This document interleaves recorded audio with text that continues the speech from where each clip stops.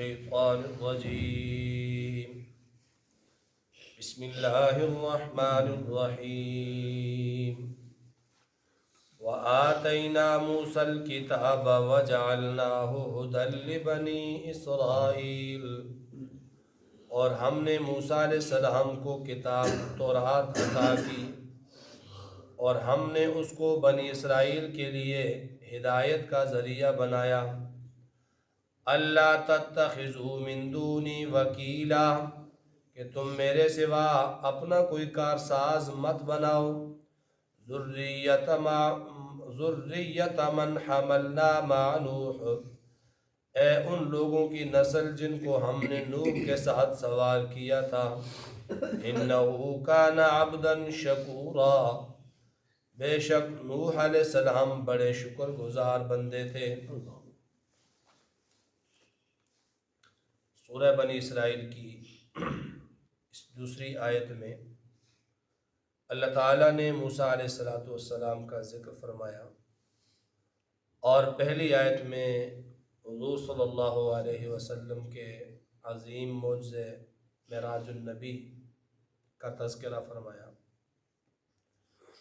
قرآن پاک کے اندر اکثر مقامات پر نبی کریم صلی اللہ علیہ وسلم اور حضرت موسیٰ علیہ السلام کا تذکرہ اکٹھا ملتا ہے.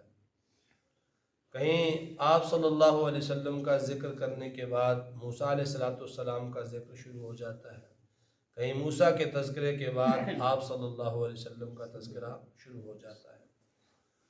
اور پہلی امتوں میں سب سے زیادہ جس امت کا قرآن میں تذکرہ ہوا، یہ جس پیغمبر کا قرآن میں تذکرہ ہوا، وہ موسیٰ علیہ السلام اور ان کی قوم بنی اسرائیل ہے.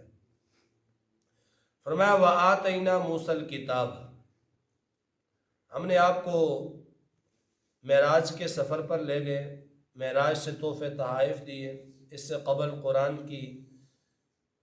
قرآن کی آیات آپ پر نازل کی، قرآن نازل کیا.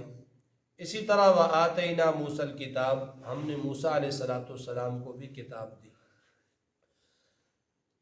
حضور علیہ السلام کی معراج یہ اعلیٰ اور عرفہ معجزہ تھا، اس لیے اس کا ذکر اللہ تعالیٰ نے پہلے فرمایا.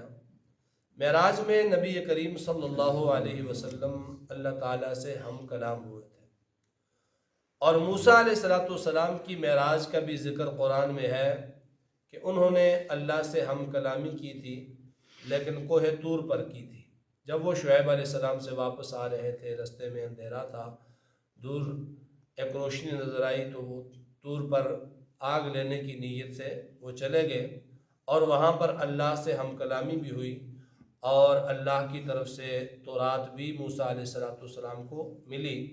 حضور کی معراج اعلیٰ تھی، عرش معلیٰ تک تھی، اور موسیٰ علیہ السلام کی معراج کوہ طور پر تھی. حضور علیہ السلام عرش معلیٰ پر اللہ سے ہم کلام ہوئے، اور موسیٰ علیہ السلام کوہ طور پر اللہ سے ہم کلام ہوئے. اور فرمایا وَآتَيْنَا مُوسَى الْكِتَابَ، ہم نے موسیٰ علیہ السلام کو کتاب دی. اس کتاب سے مراد تورات ہے. موسیٰ علیہ السلام پر تورات نازل کی گئی. وَجَعَلْنَاهُ هُدًى لِبَنِي إِسْرَائِيلَ، اور ہم نے اسے بنا دیا، یعنی تورات کو، ہدایت کا ذریعہ بنی اسرائیل کے لیے. بنی اسرائیل کے لیے ہدایت کا ذریعہ اللہ تعالیٰ نے تورات کو بنایا، اور تورات کو بنی اسرائیل کے لیے بطور دستور کے اللہ تعالیٰ نے بھیجا. یہاں فضیلت کی بات، ویسے تو ساری کتابیں تورات، زبور، انجیل، یہ ساری اللہ کی کتابیں ہیں، اور ہم اس وقت تک مومن نہیں ہو سکتے جب تک کہ ساری کتابوں پر ایمان نہ لائیں. آمنت باللہ و ملائکتہ و کتبہ، ساری کتابیں. ہمارا یہ یقین اور یہ عقیدہ ہے کہ اللہ نے جتنی آسمانی کتب نازل فرمائیں وہ ساری کی ساری کتابیں برحق ہیں اور سچ ہیں. گو کے بعد میں ان لوگوں نے تحریفیں کر دی، وہ الگ موضوع ہے، الگ بات ہے، لیکن فی نفس ہی جو اللہ نے اپنے پیغمبروں پر کتابیں نازل کی، ہمارا ان پر ایمان ہے. وہ سچی کتابیں ہیں، وہ برحق کتابیں ہیں، وہ اللہ تعالیٰ کی باتیں ہیں جو جبریل کے ذریعے سے اللہ نے ان نبیوں پر نازل کی.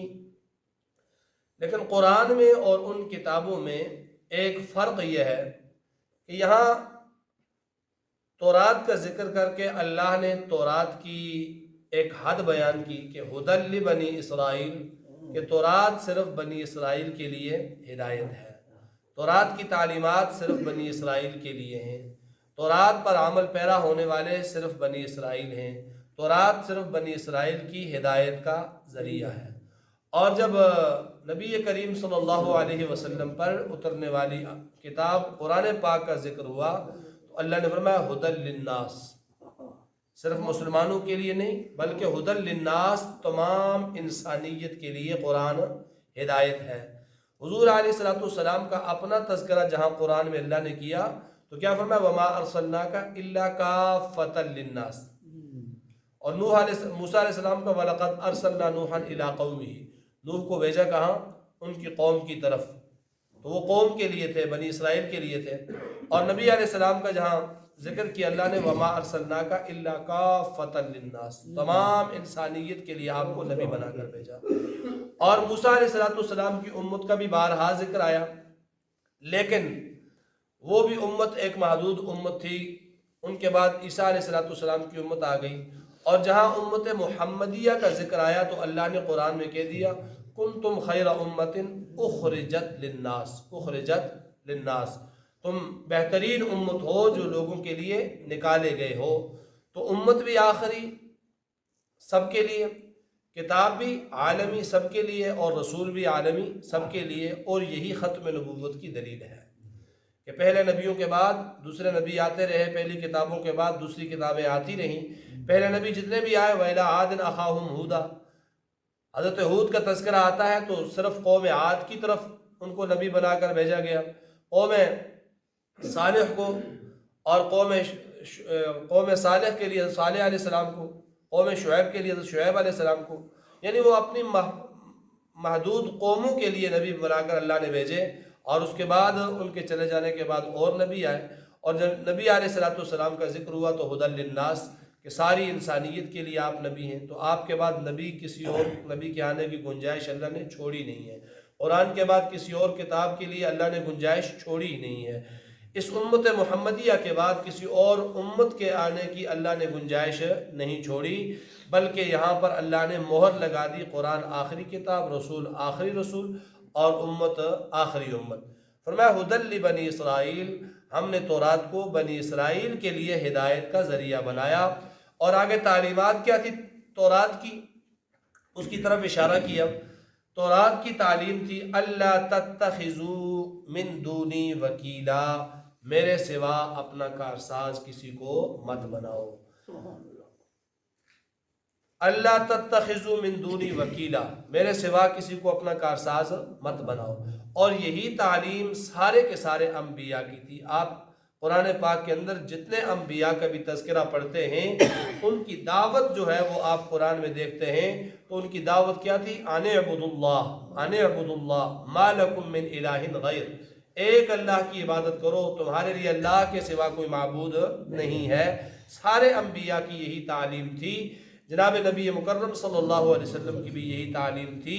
اور جو کلمہ ہم پڑھتے ہیں، کلمہ اسلام لا الہ الا اللہ، یہ پہلا جز آدم سے لے کر جناب محمد الرسول اللہ صلی اللہ علیہ وسلم تک ایک ہی ہے کہ لا الہ الا اللہ، اللہ کے سوا کوئی معبود نہیں، اللہ کے سوا کوئی کارساز نہیں، اللہ کے سوا کوئی الہ نہیں ہے۔ تو عقیدہ توحید تمام انبیاء کا مشترکہ مشن ہے اور تمام انبیاء کی مشترکہ تعلیم ہے۔ سارے کے سارے نبی جو آئے وہ عقیدہ توحید اپنی امتوں کو سکھانے کے لیے۔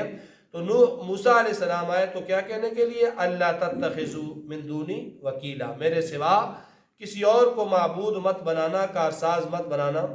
ذریۃ من حملنا مع نوح، اے بنی اسرائیل تم اولاد ہو نوح علیہ السلام کی، وہ اولاد جسے ہم نے نوح کے ساتھ کشتی میں سوار کیا تھا، یعنی ان کے نوح علیہ السلام ہی کی اولاد میں سے آگے تم آئے ہو۔ اور نوح علیہ السلام ایسے نہیں تھے کہ وہ کسی کے ساتھ شرک کرتے، نوح علیہ السلام ایسے نہیں تھے کہ وہ اللہ کی ناشکری کرتے۔ انہ کان عبدا شکورا، نوح علیہ السلام اللہ کے شکر گزار بندے تھے، سو اے بنی اسرائیل تم بھی اللہ کے شکر گزار بندے بن جاؤ۔